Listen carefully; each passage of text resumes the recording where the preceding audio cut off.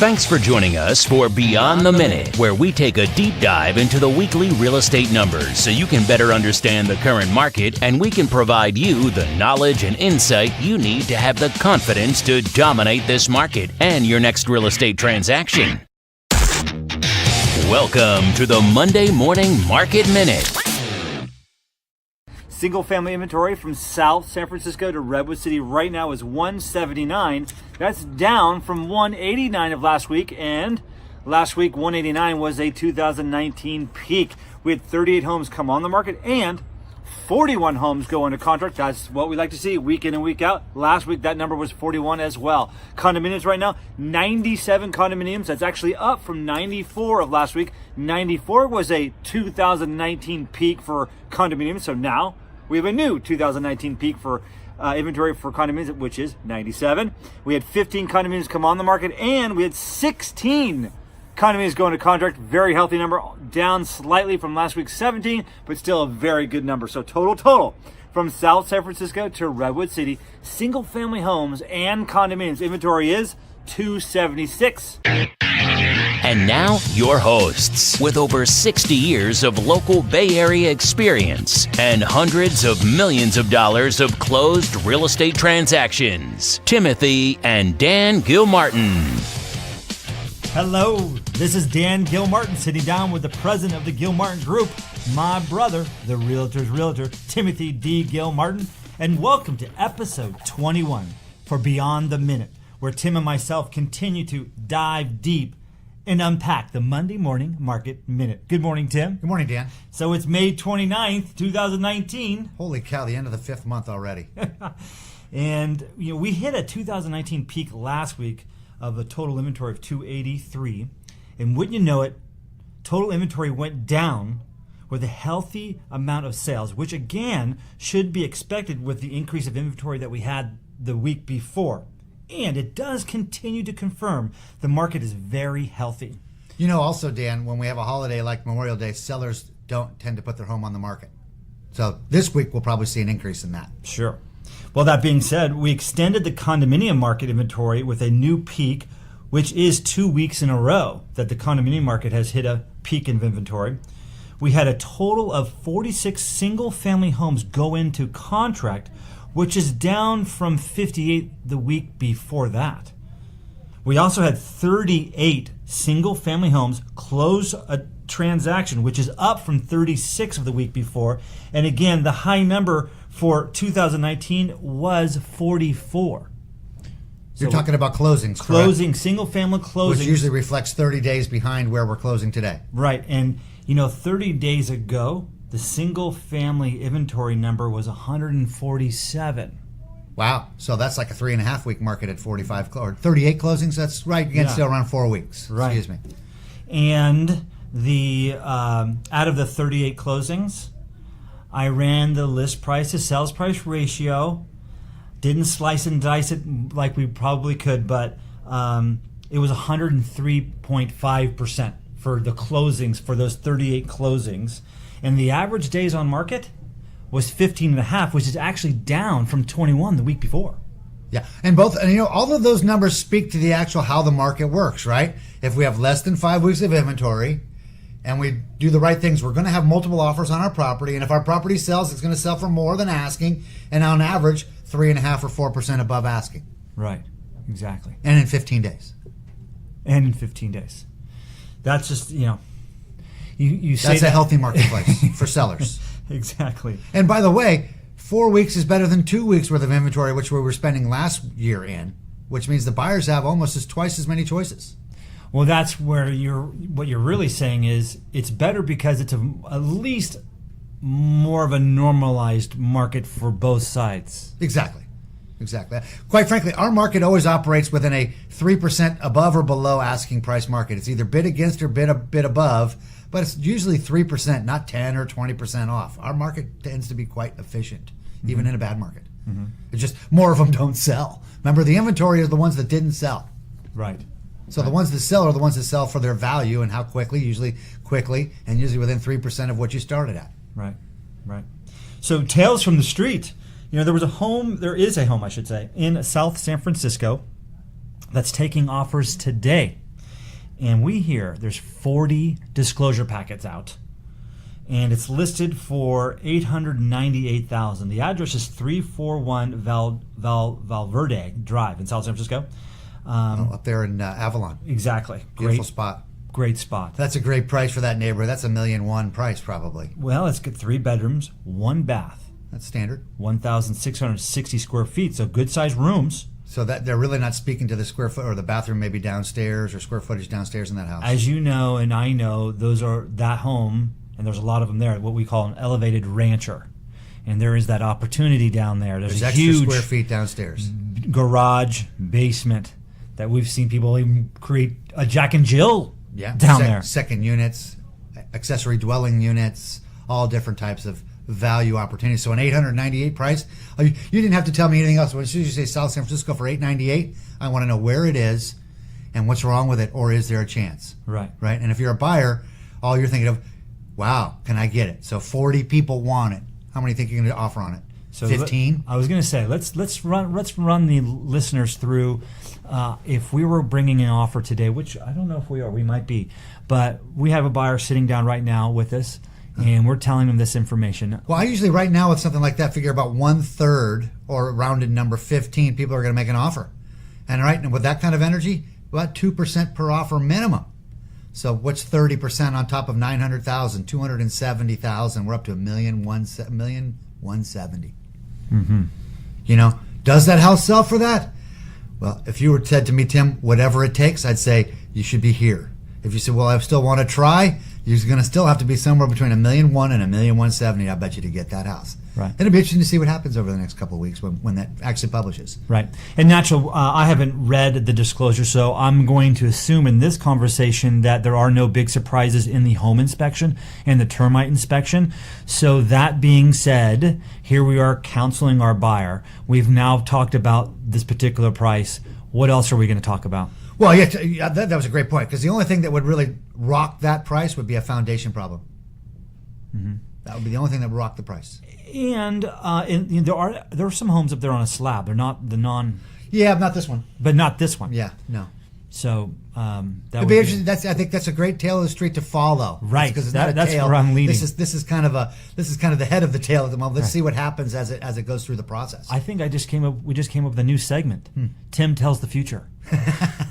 Let's see how So that we'll goes. do that. We're going to watch this, ladies and gentlemen, 341 Valverde Drive, and watch its closing. And yes, there's a lot of cash buying out there, but this particular neighborhood tends not to have a cash buyer. 90% of the sales are finance sales. Right, so- Even when they come in with a cash offer, they go and get financing to sell. To So typically, we're going to say 4 to 5 or 4 to 6 episodes from today, we are going to revisit the closing of 341 Valverde Drive. And the segment's called Tim's Predictions. yeah. So top price 1170. 1170. Let's see what happens. Super. That's great. Open houses this last weekend were normal. It rained on me, and it was this Memorial Day weekend, but yet it was still, I think, in hearing our other open houses, it was a pretty regularly paced open house. Absolutely. I had a lot of interaction from the parties going through anyways. Got lots of calls. Mm-hmm. And interest rates are still holding steady, which means low. Down. They're down. The 30-year today was at 2.7. That's down from 3.2 6 months ago. That's a half a point. What does that say? A half a point on $100,000, right? Mm-hmm. Is what? $5,000. $400 a month. $400 a month. But Tim, should I buy today or should I wait next year? Because I hear the market might be going down. No, I doubt it. Yeah. And by the way, my number's wrong there. Half a point on $1 million is $5,000. Okay. Sorry. Yeah, I was going to say. $400 a month. Okay. So we talked about that a couple episodes ago. Even if let's assume you're going to be in this home for 7 years or more, and so you're weighing your options. Should I, some of the tea leaves? People, you can, depending where you go, people are saying one thing or the other. So should I wait next year and maybe the prices might come down, this market might change, or should I buy today? And I think you had a very good point about this. Well, I've been saying all year, I don't think prices or rates are coming down. I've been wrong with rates, but as rates come down, that means prices go up even faster. So if you just keep operating under the prices and rates aren't going to go down scenario, that'll cause you to be in the market now, which, quite frankly, is the day to be in the marketplace. And if prices, let's just say prices or something happens, an event happens and prices do back off, adjust, interest rates better than that. Well, the point is the price is the number you pay once. The interest rate is the number you pay for 30 years. So, which is better for you? Exactly. I mean, there's no question that if these rates do what they've done in other cycles, which in an inflationary cycle would be double to triple where they are right now. I'm sorry to tell you, Dan, I remember a day in real estate when they were 18%. Okay? 18% without paying principal means $1,500 per 100,000, not $500. Okay? So at 18%, if you were to buy a property today with a 5% mortgage, just think how much value your mortgage has to you, right? So, I mean, the real reason to buy today beyond all of the other stuff is, number one, you have to have a place to live. So if you intend to stay alive for 10 years and you're stuck in the same wonderful home you decided to buy because you liked it, I guarantee you 10 years from now it's going to be worth well more than today. And I can't hardly believe that interest rates won't be much higher than they are today 10 years from now. So you'll have been in a win-win situation thinking you overpaid when you bought it. By the way, I've never met a buyer who ever bought a property who didn't think they paid more than they should have when they bought it. And they always look back saying, and we thought we paid too much. Almost every first-time home buyer I work with, after we get them in, close the transaction, I call them up, stay in touch with them. I don't know if it's going to be 5 months or a year later. They go, God, you know what? I just wish you made me buy more, but buy a larger home. Exactly. They all think they're going to be on top ramen and peanut butter and jelly, and at the end of the first month, they say, well, I got to go out to dinner once. So, yeah, I mean, but that's the fear. That's reality. That's part of, coaching the people who haven't owned before into what owning is like, because owning is the only way you get out of making payments. Mm-hmm. So the reason why I brought up, what if the market changes next year is because I got that question a couple times last week. I had a buyer consultation here in the office, which is something that we do with our first-time home buyers or meeting new clients. We like to meet first in the office and go over the process. And that's been the question. Have you been receiving any different questions than we normally receive? Not of late, quite frankly. That I haven't had that question of late. That was one when we were in October. People were starting to get nervous about the marketplace. And again, I think the real reason to buy today is it's all about the interest rate. Mm-hmm. It's all about the interest rate. The interest rate is, if you've been around long enough to know that this is the lowest it's ever been, and it's been this way for so long that it's hard to believe that it can stay. We all believe, how can it stay this low? Sooner or later, it's going to change. It has to. Well, absolutely. It always has. So I'm just expecting that the always is part of what we're in right now. I do study economics, and cycles are true part of economics, and so that's why the people we're at the end of this such long positive cycle. Mm-hmm. So you're right. Should I be buying to flip 12 months from now? My suggestion is no. Right? Only because we don't have a crystal ball. Exactly, and it's hard to believe that we can have the kind of pop we had for the last 7 years for the next 12 months. On the other hand, if you're buying to sell it for profit 10 years from now, the answer is yes. Because there's no question that we're going to see probably a doubling in value over the next 10 years. But in the meantime, probably some reduction in value somewhere along the way.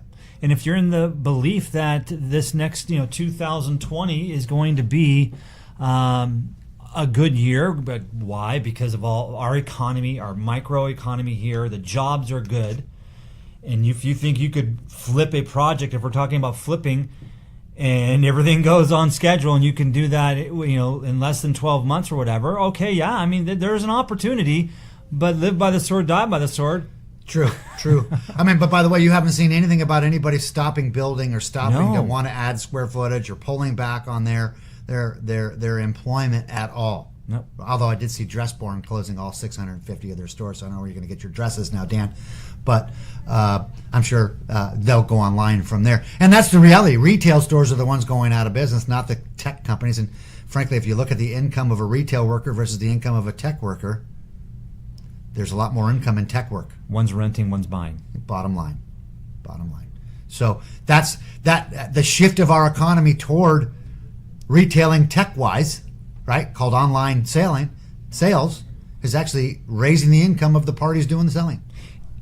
is this a good time to buy an investment home for someone who has the ability? I mean, I'll tell you what, I think that's one of the reasons why that property in South City is so strong. I bet you there's investors looking at that as well. I think right now, South City, San Bruno is a huge opportunity with that whole YouTube Gulch going on there at 380 in El Camino. Huge opportunity in there. and our marketplace tends to not have cash flow as a real estate investor, and it's an appreciation game. Mm-hmm. Is right now, is there an opportunity to actually squeak out a little cash flow and play the appreciation game? Dan, the amazing thing is in our marketplace for the last 5 years with these low interest rates, you've been able to get both. Right. And I must tell you, in my 35 years in the business, there's only ever been 2 6-month periods like we've had for the last 5 years. So, I mean, this is really an anomalous time frame with these low rates and increasing rents. I think our listeners, if you'd like to have Tim put together a webinar on how to buy income property, if we get enough response on that, I've seen Tim's class that he teaches on this, and it's a real eye-opener, and he's a real expert at this. Would love to get some feedback from our listeners.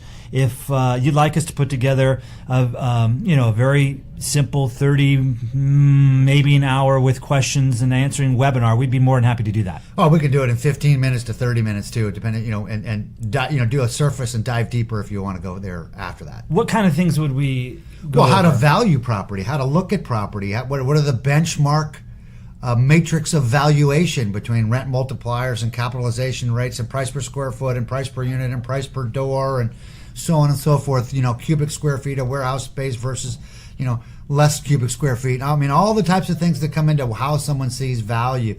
Put on top of that the economic perspective of what creates value, which are jobs. Jobs equal people, people equal demand. The pay and the jobs equals the type of demand. Right. Right? I mean, if you were to look at, the primary driver of jobs in Reno is hotel and hospitality. Those jobs pay $30,000 to $40,000 a year. Mm-hmm. Their homes sell for prices based on $30,000 to $40,000 per year paychecks. Our jobs, number one, info systems, high tech stuff, pay $150,000 a year. Well, those buy different types of homes. That's why our home prices are what they are. Those types of employees create way more employment because those people buy more things. Mm-hmm. So you have car salesmen, real estate salesmen, insurance salesmen, 7-Eleven people, all the people that have to support the people who are actually bringing money from outside our neighborhood into our neighborhood. Mm-hmm. So you put how to value the property on inside of where property should be for best value growth, and you come up with a dynamic opportunity. Sure. There's a lot of variables there. When you're just looking at deals coming across your table, what's the one quick thing that you're looking for? I always look at cap rate. Right? So that's a big part of the conversation. And if you don't know what a cap rate is, or if you want to get back in that discussion, again, I invite you guys to, wherever you're listening to this, please send us a note. And if the response is something that you would like to go deeper in with Tim, an economic real estate expert, we'd be more than happy to put that together. Let's go into segment, that sold for what? Oh, I heard some prices last week that were crazy. Well, we have a home. Let's get out of San Mateo and we'll go down south to San Carlos. We have a home that closed escrow last week, 1368 Chestnut Street in San Carlos. Right there in the downtown, flatlands, perfect San Carlos area. I mean, who doesn't like downtown San Carlos these days? I love it. I used to say the San Carlos and Millbrae were the best schools for the price, and then San Carlos's prices have really zoomed past Millbrae's, I'm afraid. I mean, you can walk to town restaurant from here. So it was a 2-bedroom, 1-bath. 1,120 square feet on a 4,560 square foot lot. Okay? It was listed for $1,489,000. Sold in 8 days. And closed escrow for $1,655,000. So that was not quite $200,000 over asking? Right, and at 1,400, almost 1,500, almost 15%. $1,500 a square foot. Wow. Well, that's good news because I have one for sale around the corner on Greenwood that's 1,100 square feet for $1,380,000. Tell us more about that, Tim. Well, it's a great little house. But it's a little bit smaller lot because the lots downtown San Carlos, some of them are smaller than a standard 5,000 feet. Yours is 36 and 36 change. or 37 and change. Almost 3,800 square feet. Exactly, but it is zoned R6, so that zoning allows for up to 2,200 square feet of house if you wanted to build a big house on the property. If you see the neighbor next door, they did that, and it's gorgeous. It looks great. So we have this little 2-bedroom, 1-bath house. Great living room, great dining room, nice backyard. $1,380,000 ask price. We do obviously hope for some action and maybe some results like Chestnut. Our lot's a bit smaller, so maybe not quite that high of a number, but surely it's a beautiful home. And if you're looking for a home in San Carlos, you should get on down and see it this weekend. Absolutely. Give me a call. Give Tim a call. We'd love to show it to you. Well, that's we're running out of time here. If you want to continue to be in the know what's really going on with the Mid-Peninsula real estate market, then simply stay tuned to the weekly Monday morning market minute, and then listen to Beyond the Minute to discover if the inventory has any dramatic shifts, if sales are staying on pace, or if there's any market events that could lead to change.